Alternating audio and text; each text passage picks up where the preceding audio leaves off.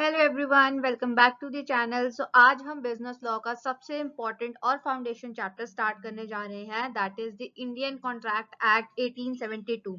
लेकिन आज का वीडियो नॉर्मल थ्योरी जैसा नहीं होगा। आज हम एक एग्जांपल के थ्रू पूरा का पूरा चैप्टर समझेंगे। इमेजिन करो, रिया एक डीयू की स्टूडेंट है और वो अपना एक ऑनलाइन स्टेशनरी बिजनेस स्टार्ट करना चाहती है। अब उसके पास खुद का स्टॉक नहीं है, इसलिए वो अमन नाम के एक होलसेलर को व्हाट्सएप पर मैसेज करती है। रिया लिखती है, मैं आपसे 100 नोटबुक्स खरीदूंगी 50 पर नोटबुक के हिसाब से। अमन जो है उसका सामने से रिप्लाई आता है डील। रिया बिना डिले करे पैसा सारा ट्रांसफर कर देती है और अमन जो है नोटबुक्स भेज देता है। लेकिन कुछ टाइम बाद अमन कहता है, ये तो बस एक कैजुअल प्रॉमिस था, मैं लीगली रिस्पॉन्सिबल नहीं हूँ। अब यहीं से जो है बिजनेस लॉ स्टार्ट होता है। अब इस स्टोरी से कुछ इंपॉर्टेंट क्वेश्चंस निकल कर आते हैं। क्या रिया और अमन के बीच सिर्फ एक नॉर्मल अग्रीमेंट था या फिर एक प्रॉपर लीगल कॉन्ट्रैक्ट था? क्या अमन लीगली मना कर सकता है? कौन से ऐसे एलिमेंट्स हैं जो इस डील को वैलिड कॉन्ट्रैक्ट बनाते हैं, और ये कॉन्ट्रैक्ट है किस टाइप का? इन सब का आंसर हमें इंडियन कॉन्ट्रैक्ट एक्ट के थ्रू मिलेगा। वीडियो अगर इंटरेस्टिंग लग रही हो तो लाइक जरूर कर देना और एंड तक बने रहना, क्योंकि इसका आंसर हमें इंडियन कॉन्ट्रैक्ट एक्ट के थ्रू मिलेगा, जिसका आंसर जो है हम लास्ट में देखेंगे। क्या ये सही है या नहीं? क्या अमन रिफ्यूज कर सकता है या नहीं कर सकता? अब देखो, बिजनेस जो है पूरी तरह प्रॉमिस पर चलता है, लेकिन प्रॉब्लम ये है कि हर प्रॉमिस कॉन्ट्रैक्ट नहीं होता। अगर मैं आपसे कह दूं कि मैं कल आपको ट्रीट दूंगी और फिर ना दूं, तो आप कोर्ट नहीं जा सकते उसके लिए। इसलिए लॉ डिसाइड करता है कि कौन सा प्रॉमिस लीगली एनफोर्स हो सकता है। और इंडिया में कॉन्ट्रैक्ट्स को रेगुलेट करता है इंडियन कॉन्ट्रैक्ट एक्ट 1872। ये एक्ट बताता है कि रिया और अमन का प्रॉमिस सिर्फ बात है या लॉ के अकॉर्डिंग बाइंडिंग है। Next is definition of contract and related terms. अब इंडियन कॉन्ट्रैक्ट एक्ट के सेक्शन 2H के अकॉर्डिंग कॉन्ट्रैक्ट का मतलब होता है an agreement enforceable by law. अगर सिंपल लैंग्वेज में समझें तो अग्रीमेंट प्लस लॉ जो है वो इक्वल्स टू कॉन्ट्रैक्ट आएगा। Agreement plus law is equals to contract. मतलब सिर्फ अग्रीमेंट होना काफी नहीं है, उस अग्रीमेंट का लॉ के अकॉर्डिंग एनफोर्स होना भी जरूरी है। अब रिया और अमन का जो डील था वो तभी कॉन्ट्रैक्ट बनेगा जब लॉ बोलेगा कि हाँ, इसे फोर्स किया जा सकता है, then it will become a contract. Next is agreement. अब समझते हैं अग्रीमेंट क्या होता है। जब दो या दो से ज्यादा लोग एक दूसरे को प्रॉमिस देते हैं और दोनों सेम अंडरस्टैंडिंग पर होते हैं, उसे अग्रीमेंट कहते हैं। रिया का कहना, मैं नोटबुक्स खरीदूंगी, और अमन का कहना कि मैं बेचूंगा, ये एक अग्रीमेंट है। लेकिन ध्यान रखना, हर अग्रीमेंट कॉन्ट्रैक्ट नहीं होता। उसके बाद आते हैं हम प्रपोजल ऑफर पर। अब प्रपोजल या ऑफर वो स्टेज होती है जहां कोई पर्सन क्लियरली बताता है कि वो क्या करना चाहता है। रिया का व्हाट्सएप मैसेज, क्वांटिटी भी क्लियर, प्राइस भी क्लियर और इंटेंशन भी क्लियर, इसलिए ये एक वैलिड ऑफर था। अगर ऑफर वॉज होता तो कॉन्ट्रैक्ट वीक हो जाता। Next is our promise, which is proposal plus acceptance. Promise पर आते हैं। जब ऑफर को एक्सेप्ट कर लिया जाता है तब वो प्रॉमिस बनता है। रिया ने ऑफर दिया, अमन ने डील बोला, और यहीं पर प्रॉमिस क्रिएट हो गया। अब प्रॉमिस एग्रीमेंट की बेसिक बिल्डिंग ब्लॉक होती है। अगर अब तक कॉन्सेप्ट क्लियर लग रहे हैं तो एक लाइक जरूर कर देना। Next is promisor and promisee. ये बहुत इजी है, सिंपल है। जो पर्सन प्रॉमिस करता है उसे प्रॉमिसर कहते हैं, और जो पर्सन उस प्रॉमिस का बेनिफिट रिसीव करता है उसे हम प्रॉमिसी कहते हैं। जो पर्सन प्रॉमिस करेगा उसे हम प्रॉमिसर कहेंगे, और जो पर्सन प्रॉमिस का बेनिफिट रिसीव करता है उसे प्रॉमिसी कहते हैं। इस स्टोरी में अमन जो था वो प्रॉमिसर था और रिया जो थी वो प्रॉमिसी थी। And last is consideration.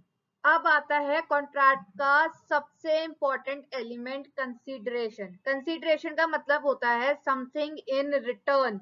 रिया ने पैसे दिए, अमन ने नोटबुक्स दी, तो यहाँ पर रिटर्न हुआ, दैट इज कंसीडरेशन। अगर अमन सिर्फ प्रॉमिस करता और रिया कुछ ना देती तो लॉ उस प्रॉमिस को प्रोटेक्ट नहीं करता। लॉ फ्री प्रोमिसेस को कॉन्ट्रैक्ट नहीं मानता। सो कंसीडरेशन तभी होगा जब कुछ चीज रिटर्न में मिलेगी, जैसा रिया ने पैसे दिए थे और अमन ने नोटबुक्स दी थी। So this is about the definition of contract and its related terms. So next is essential elements of a valid contract. So सबसे पहला आता है अग्रीमेंट। सो अग्रीमेंट तब होता है जब दो या दो से ज्यादा पार्टीज एक ही चीज पर म्यूचुअली एग्री कर जाती हैं। इसमें ऑफर और एक्सेप्टेंस दोनों होते हैं। जैसे हमने उस स्टोरी में देखा था, रिया ने बोला था कि मैं 100 नोटबुक्स खरीदूंगी और अमन ने बोला था कि मैं बेचूंगा। सो यहाँ ऑफर और एक्सेप्टेंस दोनों है, सो इसे हम अग्रीमेंट बोलेंगे। Next is our free consent. So consent free होना चाहिए, मतलब किसी भी तरीके का प्रेशर, फोर्स या फ्रॉड या थ्रेट के बिना दिया जाए वो डिसीजन जो होगा वो फ्री कंसेंट होगा। फॉर एग्जांपल अमन ने बिना किसी प्रेशर के रिया का जो ऑफर था वो एक्सेप्ट किया था, तो यहाँ जो कंसेंट है वो फ्री है। Now next is intention to create a legal relationship. So दोनों पार्टीज का इंटेंशन होना चाहिए कि एग्रीमेंट जो है वो लीगल होगा, सिर्फ कैजुअल बात नहीं होनी चाहिए। फॉर एग्जाम्पल रिया बिजनेस के लिए नोटबुक्स खरीद रही है, ये फैमिली या फ्रेंड प्रॉमिस नहीं है, ये लीगल इंटेंशन है। So this is an example of intention to create a legal relationship. Next is capacity of parties. So contract करने वाली पार्टीज मेजर जो है 18 प्लस होनी चाहिए, साउंड माइंड की होनी चाहिए और लॉ के अकॉर्डिंग डिसक्वालिफाइड नहीं होनी चाहिए। मतलब लॉ ने किसी भी तरीके का उन्हें डिसक्वालिफाई नहीं किया हो, वही जो है पार्टीज कॉन्ट्रैक्ट में आ सकती हैं। सो फॉर एग्जाम्पल रिया और अमन दोनों ही अडल्ट हैं और मेंटली साउंड हैं, सो this is a capacity, valid है। नेक्स्ट आता है लॉफुल कंसीडरेशन। कॉन्ट्रैक्ट में कुछ रिटर्न में मिलना जरूरी है और वो लीगल होना चाहिए। फॉर एग्जाम्पल रिया ने पैसे दिए और अमन ने नोटबुक्स दी, सो ये जो है कंसीडरेशन लॉफुल है। नेक्स्ट आते हैं हम लॉफुल ऑब्जेक्ट पर। सबसे पहले हमने किया लॉफुल कंसीडरेशन जहां एक्सचेंज में कुछ मिलना चाहिए, अब हम बात करेंगे लॉफुल ऑब्जेक्ट के बारे में। सो लॉफुल ऑब्जेक्ट में कॉन्ट्रैक्ट का पर्पस जो है इलीगल या इमोरटल नहीं होना चाहिए। फॉर एग्जाम्पल स्टेशनरी बेचना लीगल काम है, so this object is lawful. Next हम आते हैं अग्रीमेंट नॉट डिक्लेयर्ड वॉइड।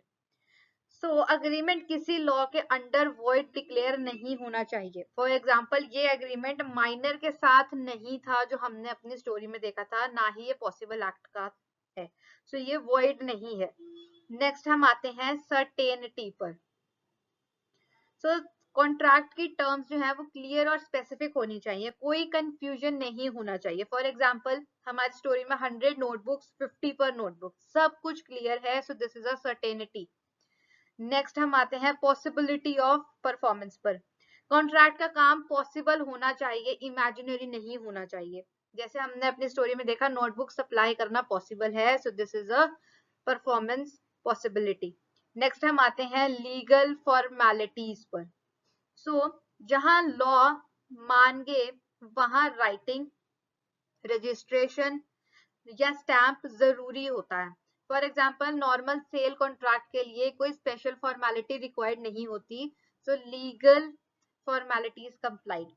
सो ये था हमारे essential elements of a valid contract, जिसमें agreement, free consent, intention to create a legal relationship, capacities of parties, lawful consideration, lawful object.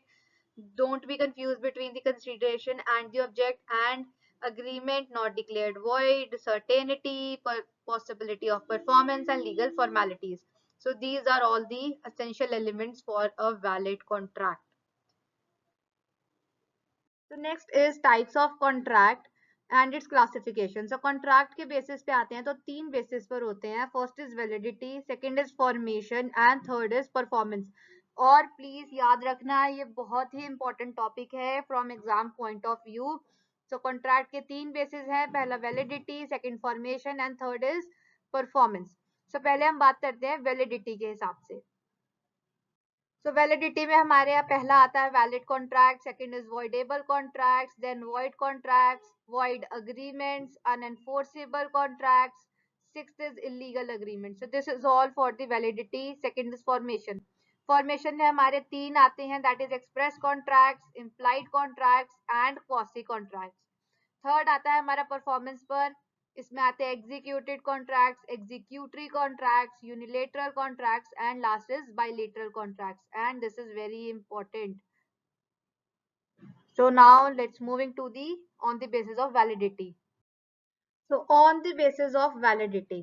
अब validity की basis पर कॉन्ट्रैक्ट्स जो है वो अलग अलग टाइप के होते हैं. सबसे पहला आता है हमारा वैलिड कॉन्ट्रैक्ट्स, जो पूरी तरह लीगल होते हैं, जहां पर सारी लीगल रिक्वायरमेंट्स पूरी होती हैं. जैसे रिया और अमन की डील हुई थी, that is a valid contract. तो इसे हम एक और एग्जांपल के थ्रू समझते हैं. मान लो एक अग्रीमेंट किया जिसमें एक जो पर्सन था उसने कहा बी को कि मैं तुम्हें प्रोफेशनल सर्विसेज के लिए तुम्हारी जितनी भी फीस बनती है मैं वो तुम्हें दूंगा for professional services rendered. So this is a valid contract, क्योंकि वो उसकी सर्विस पर उसको पैसा दे रहा है. अब यही मान लो अगर ए जो है उसने प्रॉमिस किया बी को कि मैं तुम्हें 1000 रुपीज दूंगा जब पाकिस्तान जो है इंडिया से मैच हार जाएगी. सो ये एक बेट है और ये वैलिड कॉन्ट्रैक्ट नहीं है. नेक्स्ट इज वॉइडेबल कॉन्ट्रैक्ट, जिसे एक पार्टी जो है कैंसिल कर सकती है. जैसे फोर्स से बनाया गया कोई कॉन्ट्रैक्ट. सो इसको भी हम एक एग्जांपल के थ्रू समझते हैं. अब मान लो ए जो है उसने बी को डरा कर उसे कहा कि तुम मुझे 50,000 का लोन दे, वो भी 25 साल के लिए. और बी जो था वो उसने उसको डराया और वो डर भी गया और उसने उसको ये लोन दे दिया. सो अब ये जो कॉन्ट्रैक्ट है ये वॉइडेबल कॉन्ट्रैक्ट है, क्योंकि जो बी का कंसेंट है वो कोएर्जन से लिया गया है, उसे डरा धमका कर लिया गया है, इसलिए ये एक वॉइडेबल कॉन्ट्रैक्ट है. Now next is void contract. अब ये ऐसा कॉन्ट्रैक्ट होता है जो बाद में एनफोर्सेबल नहीं रहता. इसका भी एक एग्जांपल लेते हैं. अब मान लो एक जो कंट्री है, दो कंट्रीज थी, उन्होंने फॉरेन नेशनल में आकर एक दूसरे के साथ कॉन्ट्रैक्ट किया. वो कॉन्ट्रैक्ट में एंटर हो गए तो हो सकता है बिगिनिंग में जो है वो कॉन्ट्रैक्ट वैलिड रहे और वो काम करे, लेकिन हो सकता है कि बाद में जो है उसमें से किसी एक कंट्री में वॉर ब्रेकआउट हो जाए और उसकी वजह से जो है ये हमारा वॉइड कॉन्ट्रैक्ट हो जाएगा. हो सकता है कि उस वॉर की वजह से जो कॉन्ट्रैक्ट है वो टूट जाए और वो बाद में एनफोर्सेबल ना हो. सो this is a void contract. So after becoming the impossible, ये एनफोर्स नहीं होते बाद में. शुरू में ये होते हैं लेकिन बाद में नहीं होते. सो now next is void agreement. अब ये वो होते हैं जो शुरू से ही इनवैलिड होते हैं. जैसे किसी माइनर के साथ किया हुआ अग्रीमेंट, जो 18 साल से नीचे का है उनके साथ अग्रीमेंट कर लिया, या फिर कोई अनसाउंड माइंड का है जिसको पता ही नहीं है कि वो क्या डिसीजंस ले रहा है, उसके साथ भी किया जाए, कोई अनसाउंड माइंड के पर्सन के साथ या कोई माइनर के साथ, तो वो जो अग्रीमेंट्स है वो शुरू से ही इनवैलिड होंगे, उन्हें हम वॉइड अग्रीमेंट कहते हैं. Now next is अनएनफोर्सिएबल contract. तो ये वाले जो कॉन्ट्रैक्ट होते हैं ये अनएनफोर्सिएबल तब बनते हैं जब कोई टेक्निकल इशू होता है. अब मान लो फॉर एग्जांपल एक कॉन्ट्रैक्ट लिखते टाइम जो है उस पर साइन रह गया, या फिर उस पर डेट लिखनी रह गई, या उसको रजिस्टर्ड करवाना भूल गए, या वो ड्यूली विटनेस नहीं हुआ. सो ये जो है सारी की सारी एनफोर्सिएबल नहीं कर पाते. सो अगर स्टैम्प ड्यूटी हमने लेसर अमाउंट से पे करी है तो उसमें भी जो ये चीजें हैं उसकी वजह से ये सारे के सारे अनएनफोर्सिएबल हो जाते हैं due to the technical issue. For example the stamp missing या फिर स्टैम्प ड्यूटी हमने नहीं दी, उसकी वजह से ये अनएनफोर्सिएबल हो जाते हैं. तो नेक्स्ट इज इलीगल अग्रीमेंट. नाम खुद ही बता रहा है इलीगल, जिसका मतलब होता है कि लॉ के अगेंस्ट हो रहा हो. सो फॉर एग्जांपल कोई स्मगलिंग करना गुड्स का, ब्लैक मनी शेयर करना या उसको छुपा के रखना, टैक्स इवेड करना, ये सारी की सारी जो चीजें हैं ये इलीगल अग्रीमेंट है. For example smuggling deal. So these are the contracts on the basis of the validity. Next is on the basis of formation. इसमें भी हमारे तीन आते हैं, express contract, implied contracts and quasi contract. So express contract वो होते हैं जो क्लियरली बोला या लिखा हो. तो इसको भी एक एग्जांपल के थ्रू समझते हैं.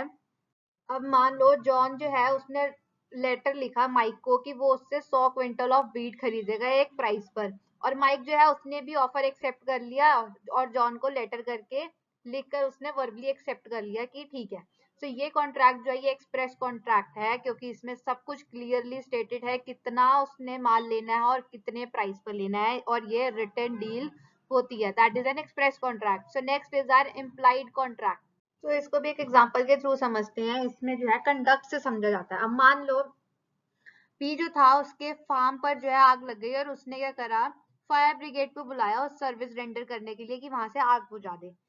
सो बाद में जो है वो मुकर जाता है और उनको पैसे नहीं देता फॉर देयर सर्विसेज। तो पी जो है उसने सोचा था, उसने लगा कि ये जो एरिया है ये फ्री सर्विस जोन के अंडर आता है, जबकि ये सही नहीं था। जैसे ही उसने सर्विसेज के लिए फोन किया फायर ब्रिगेड को, तो वो इम्प्लाइड ऑब्लिगेशन के अंडर आ गया, जब जो वो पे करेगा उनके राइटफुल चार्जेस के लिए। सो ये जो एग्जांपल है ये इम्प्लाइड कॉन्ट्रैक्ट का है, जहां पर कंडक्ट से समझा जाता है। फॉर एग्जांपल यहाँ पे ऑटो राइड लिखा है, अगर आप ऑटो में राइड कर रहे हैं तो आपकी ऑब्लिगेशन बनती है कि आप उसको पैसे दें ऑटो राइड के लिए जिसके लिए आपने सर्विसेज ली हैं।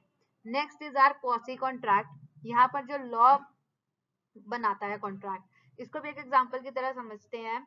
जो पॉसी कॉन्ट्रैक्ट होता है वो क्रिएटेड बाय लॉ होता है, और क्वासी कॉन्ट्रैक्ट जो है वो कॉन्ट्रैक्ट नहीं होता स्ट्रिक्टली, क्योंकि यहाँ पे कोई इंटेंशन नहीं होती पार्टीज की कि वो इस कॉन्ट्रैक्ट में एंटर करें। फॉर एग्जाम्पल ए और बी जो था उन्होंने ज्वाइंटली सी को पैसे देने थे 1000 रुपए, तो ए ने खुद ही सारा अमाउंट सी को पे कर दिया और बी को कुछ पता नहीं था कि ए ने सारा का सारा अमाउंट जो है सी को ऑलरेडी 1000 रुपीज दे दिए हैं। सो बी ने, उसको पता नहीं था, तो नॉट नोइंगली, उसको पता नहीं था, तो उसने क्या करा, उसने सी को दोबारा 1000 रुपए दे दिए। अब यहाँ पर जो सी है वो बाउंड है कि वो जो अमाउंट है 1000 रुपए वो बी को दोबारा वापस करे, क्योंकि बी को यहाँ पता नहीं था कि सी के पास ऑलरेडी वो अमाउंट पहुंच चुका है। So this is an example of quasi contract, जहां पर लॉ जो है वो बनाता है contract. So now next is on the basis of formation. So इसमें हम पहले आते हैं एग्जीक्यूटेड कॉन्ट्रैक्ट पर। सो यहाँ एग्जीक्यूटेड कॉन्ट्रैक्ट वो होता है जिसमें दोनों पार्टीज अपना काम पूरा कर चुकी होती हैं, इसमें कुछ भी पेंडिंग नहीं होता। फॉर एग्जाम्पल रिया ने नोटबुक्स के पैसे दे दिए और अमन ने जो था नोटबुक्स डिलीवर कर दी। तो यहाँ पे जो कॉन्ट्रैक्ट है वो फुली परफॉर्म्ड है, सो हम इसे बोलेंगे एग्जीक्यूटेड कॉन्ट्रैक्ट। नेक्स्ट हम आते हैं एग्जीक्यूटरी कॉन्ट्रैक्ट पे। एग्जीक्यूटरी कॉन्ट्रैक्ट वो होता है जिसमें अभी परफॉर्मेंस जो है वो बाकी होती है, या फिर दोनों या किसी एक पार्टी का काम जो है वो पेंडिंग होता है। फॉर एग्जाम्पल रिया ने ऑर्डर प्लेस कर दिया है लेकिन अमन ने जो है अभी तक नोटबुक्स डिलीवर नहीं की, मान लो उसने अभी तक डिलीवर नहीं की, तो यहाँ पे जो है हमारी परफॉर्मेंस पेंडिंग है, सो हम इसे एग्जीक्यूटरी कॉन्ट्रैक्ट बोलेंगे। Then we come to the unilateral contract. Unilateral contract में सिर्फ एक पार्टी परफॉर्म करती है और दूसरी पार्टी सिर्फ ऑफर देती है। एक्सेप्टेंस तब होता है जब काम कंप्लीट हो जाता है। फॉर एग्जाम्पल जो भी मेरा लॉस्ट हुआ फोन ढूंढ कर लाएगा उसे 5000 का रिवॉर्ड मिलेगा, तो यहाँ पर सिर्फ फाइंडर का परफॉर्मेंस होगा, तो हम उसे बोलेंगे यूनिलेटरल कॉन्ट्रैक्ट, जहां पर सिर्फ एक ही पार्टी परफॉर्म करती है। नेक्स्ट हम आते हैं बाइलेटरल कॉन्ट्रैक्ट पर। सो बाइलेटरल कॉन्ट्रैक्ट में दोनों पार्टीज को परफॉर्म करना होता है और हर पार्टी एक दूसरी से प्रॉमिस करती है। फॉर एग्जाम्पल सेल एग्रीमेंट में सेलर गुड्स डिलीवर करता है और बायर जो है वो पेमेंट करता है, सो यहाँ पे दोनों परफॉर्म करते हैं, सो हम उसे बोलेंगे बाइलेटरल कॉन्ट्रैक्ट। सो जहां काम पूरा हो चुका होता है वो एग्जीक्यूटेड कॉन्ट्रैक्ट होता है, जहां काम बाकी हो वो एग्जीक्यूटरी हो गया। एक पार्टी परफॉर्म करेगी तो वो यूनिलेटरल कॉन्ट्रैक्ट है, और दोनों परफॉर्म करें तो वो बाइलेटरल कॉन्ट्रैक्ट है। तो अगर हम पूरी स्टोरी को एनालाइज करें तो रिया और अमन का डील एक वैलिड और लीगली एनफोर्सेबल कॉन्ट्रैक्ट है। अमन का ये कहना कि ये बस एक कैजुअल प्रॉमिस था, ये इंडियन कॉन्ट्रैक्ट एक्ट के अकॉर्डिंग गलत है। So this is all for today for unit 1 chapter 1। अगर आपको ऐसे story based business law videos पसंद आती हैं तो चैनल को सब्सक्राइब जरूर करें, वीडियो को शेयर करें अपने क्लासमेट्स के साथ और कमेंट में बताएं कि आपको ये फॉर्मेट कैसा लगा। Thank you everybody, meet you in the next video.